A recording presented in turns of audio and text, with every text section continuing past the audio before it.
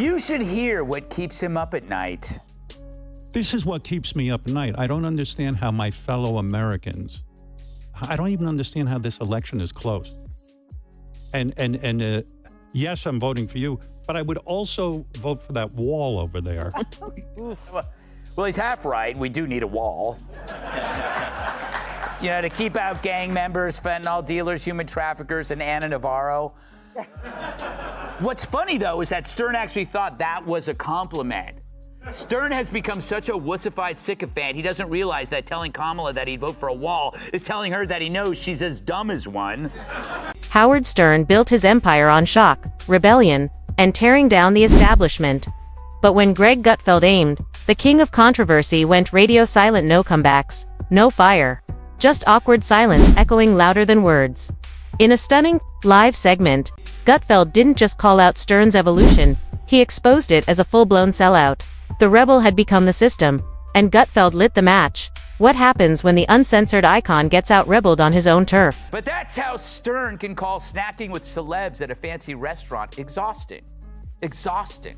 Like he finished the overnight shift in a coal mine, or hearing Kat talk about her pets. It's fair. But I get it, life is tough, especially when you've been cut off from the world for 2 years in a $20 million beach house. I mean, you have no idea how tiring it is walking all the way from the wine cellar to the tennis court and back. There are TV moments you watch and forget, and then there are the ones that burn themselves into pop culture like a meteor, strike loud, fiery, and impossible to ignore. The recent clash between Greg Gutfeld and Howard Stern on live television was one of those moments. It wasn't just a war of words, it was a cultural collision. Two media giants from totally different planets collided, and only one of them walked away looking like he still belonged in the stratosphere. Howard Stern has long worn the crown of the king of all media. It is incredibly brave to take this stance after you've made $300, $400 million not being woke, right? Loving Donald Trump, exploiting the mentally ill, wearing blackface. Look at the crop of woke comics, whether it's Stern or Jimmy Kimmel, his BFF, Sarah Silverman, Joy Behar, Michael Ian Black. What do they all have in common? They wore blackface. And then they went woke. It's not a chicken or egg thing there. You know what order it came. So I call this BFR. It's blackface reparations. There's nothing in Stern's previous career that could withstand this modern witch hunt that he now embraces. So this is a form of restitution. Maybe he says, you know, if I'm woke too, the crocodile will eat me last. But they always do eat. But I get it. He flipped from populist to elitist because now he's with elitists. He's you. Enjoying this video? Please make sure to subscribe to the channel and hit the bell icon. Once a pioneer of shock radio, he made a name and an empire of doing the things no one else dared. He was the brash voice of rebellion, the unfiltered conscience of a generation fed up with polite society. Stern's name was synonymous with disruption, defiance, and controversy. You either loved him or hated him, but you couldn't ignore him. But here's the thing about being a rebel king: stay on the throne too long, and the edge starts to dull. Over the years, Stern has undergone a slow, curious transformation. I will say this, Dagan. I thank God for Howard Stern because he does make me feel normal by comparison. Because I'm like the fox recluse. I don't do anything. I don't go anywhere. But he makes me look like, you know, Pete Davidson on a... Yeah, he's a germaphobe. Like, his wife rescues cats. That's her job, apparently, her thing. But you can get toxoplasmosis. That's and true. Cryptosporidiosis. AIDS. And No, you can't. no, But you can't get. But you can get I mean, what are the chances I get that again? like a lot of diarrhea related. From a brash outsider to a soft-spoken celebrity interviewer rubbing shoulders with Hollywood's elite, the Howard Stern of today often feels more like a polished talk show host than the volcanic force he once was. And that's where Greg Gutfeld saw an opening, a glaring, vulnerable crack in the armor. Gutfeld, for all his critics, has mastered the art of televised confrontation. The man is part political commentator, part late-night jester, and part cultural demolition expert. He doesn't just argue, he dissects, ridicules, and exposes. With his nightly show blending sarcasm, satire, and stinging commentary, Gutfeld has built his empire by targeting sacred cows and igniting fires where others fear to tread.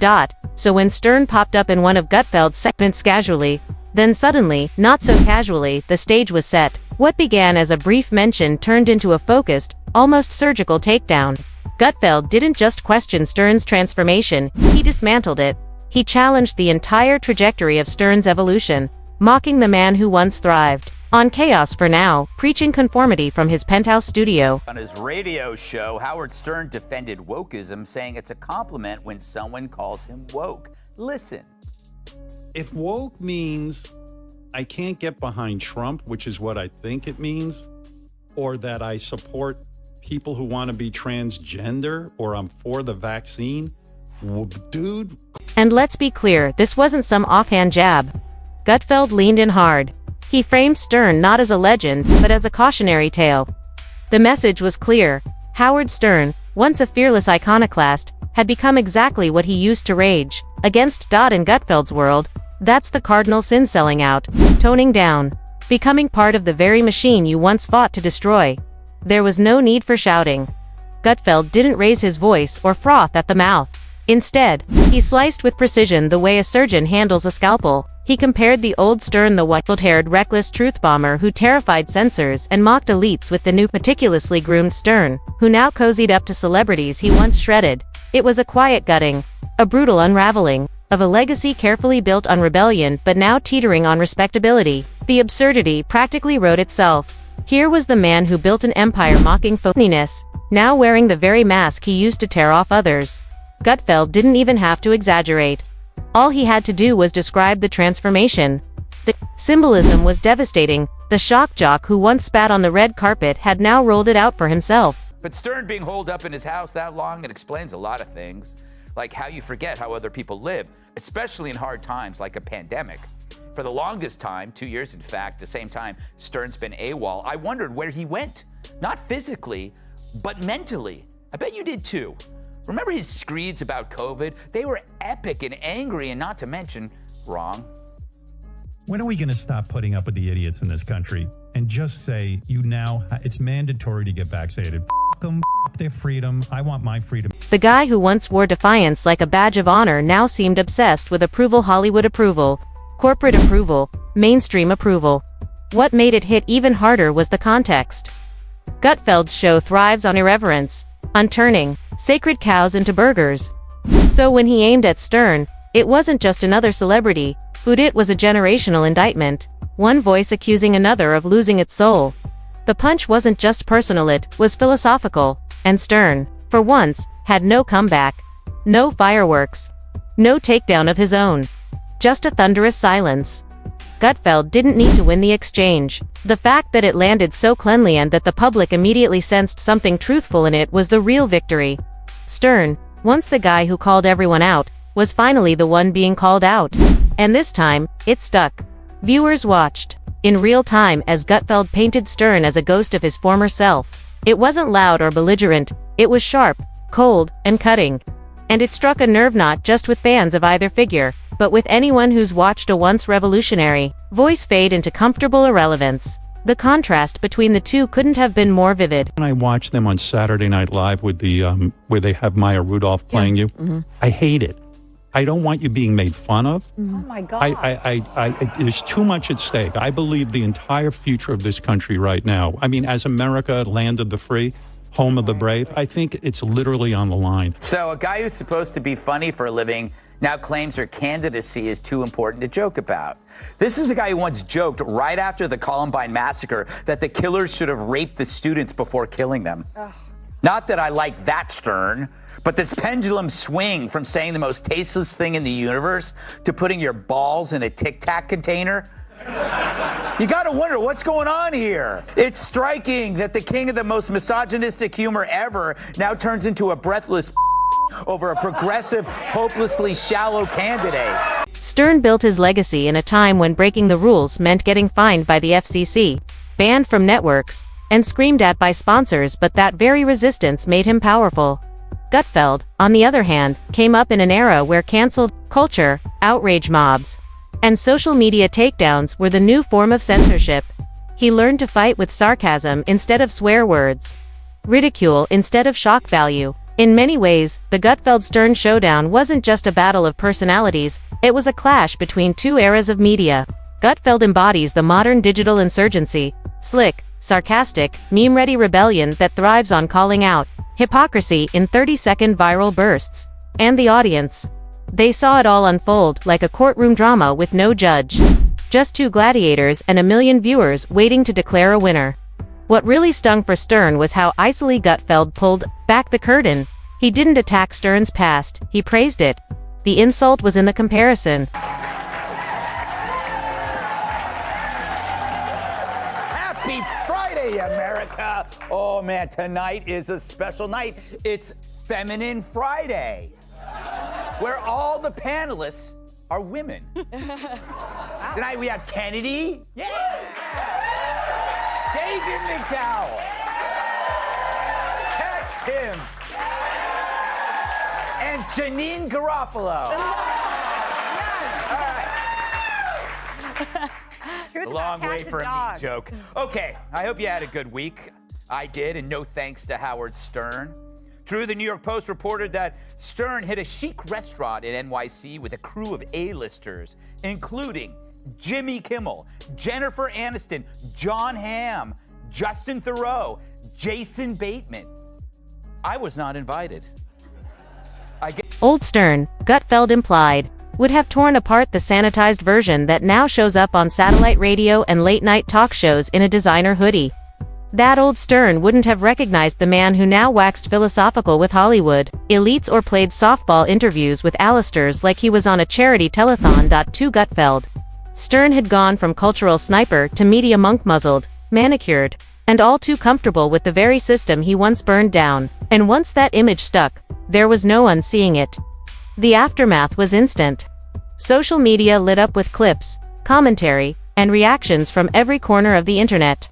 The segment went viral, not because of an outrageous moment, but because Gutfeld had said what many former Stern fans had been thinking for years but never voiced. It raised a bigger question too. Can anyone truly remain a rebel forever? Stern got even more pathetic, wondering how she doesn't nap. When you said you don't nap, I get it, because like what you've taken on is extraordinarily difficult. And I mean, do you feel the pressure of the moment in the sense that, like when I met you out in the hall, I said, I'm really nervous because I want this to go well for you. I want it to go well for the country. Hold on. I need a minute. Is it inevitable that every firebrand becomes part of the establishment they once despised? Or worse, do they eventually start defending it once their seat at the table is secure?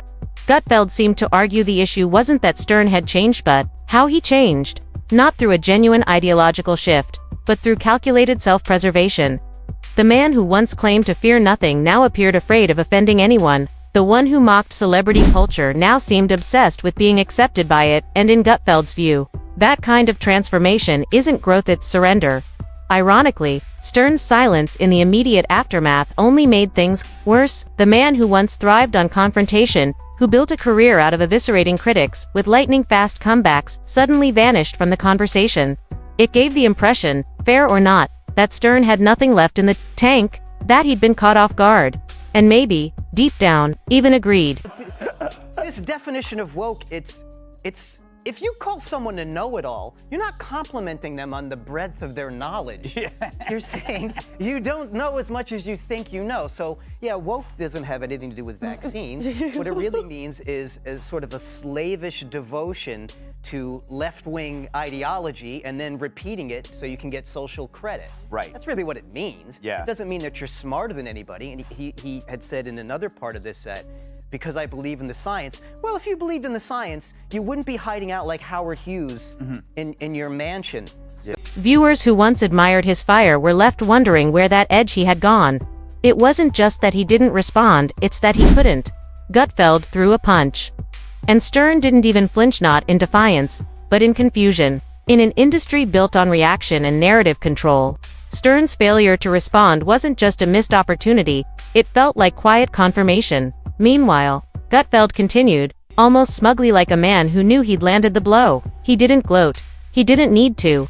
The internet was doing it for him. Thousands of comments, retweets, and YouTube reactions validated his critique more powerfully than any follow-up monologue ever could. What made it even more fascinating was that Gutfeld wasn't attacking some random celebrity. He was going after a man who once defined the very art of attacking others, Howard. Stern had built an empire by targeting hypocrisy, ego, and phoniness. This wasn't just celebrity gossip or late-night drama, it was a mirror held up to the idea of legacy. And now, Stern was being asked to reckon with the weight of his own. That's the curse of being a legend.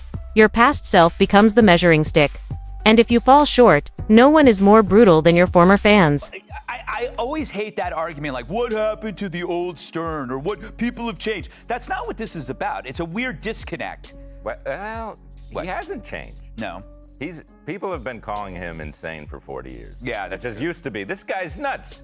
And now they're like, oh, we're worried about Howard. He needs help. Mm-hmm. But I'll tell you, though, I'm a little sympathetic because what you said is correct, but I'm also a germaphobe. Yeah. And, you know, I just have a smaller apartment. Yes. So it's like King, that the king of the most misogynistic humor ever now turns into a breathless over a progressive, hopelessly shallow candidate.